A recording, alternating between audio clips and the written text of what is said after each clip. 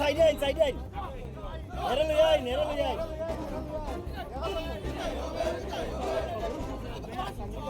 BJP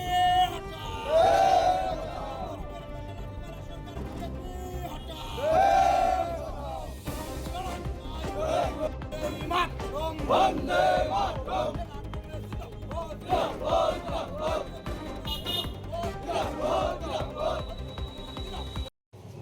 কেন্দ্রে যখন কংগ্রেস সরকার ছিল সামাজিক ভাতাগুলো চালু করা হয়েছে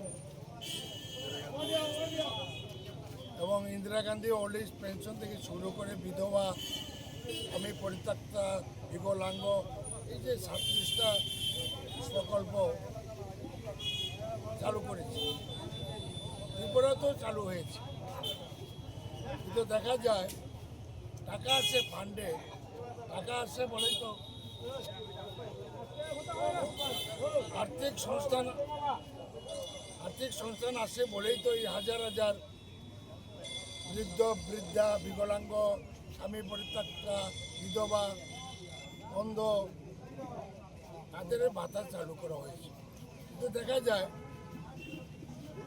5 মাস 6 মাস বন্ধ করার পরে এই অসহায় বৃদ্ধরা অফিসে দৌড়তে ব্যাংকে দৌড়তে দেখা যায় 1 মাসে ঢুকাই। আমি কয়েকদিন আগে একজন আচার্য অসুস্থ হাসপাতালে ছিল, ওই আচার্য কই মাস ধরে ভাতা বন্ধ, অসুস্থ হাসপাতালে আছে, মাস বন্ধ ছিল। আমি ফোনাফোনি করার পরে 2 মাসের বেশি কাহা তক এই বৃদ্ধা এবং অসহায় মানুষ তাদের ভাতার জন্য প্রায় প্রত্যেকদিন তারা ব্যাংকে খবর নেয় টাকা ঢুকছে কিনা। এটা অত্যন্ত নির্লজ্জ একটা গভর্নমেন্টে তাদের মুখের গ্রাস কেড়ে নিয়ে তারা পলিটিক্স করছে। এবং আমি কংগ্রেস পরিষদীয় দলের নেতা সিএলপি লিডার হিসাবে আজকে ঘোষণা দিচ্ছি,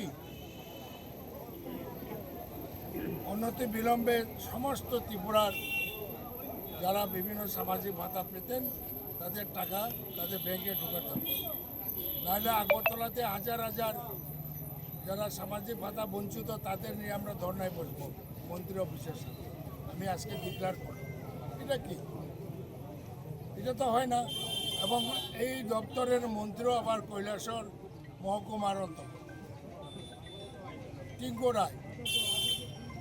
রায় সাহেব, উনি কী করে টাকা থাকুক আর না থাকুক পকেটে কিছু কাগজ নিয়ে না ভাতা দিয়ে দেয়। সিস্টেম উনি গভর্নমেন্টের যে সিস্টেম পঞ্চায়েত এবং পঞ্চায়েত সমিতিকে অবগত করে যে ভাতা দিবে এটা দেয়, তার পকেটে ভাতা নিয়ে আছে। আর যারা ভাতা প্রাপ্ত তারা পয়সা পাচ্ছে।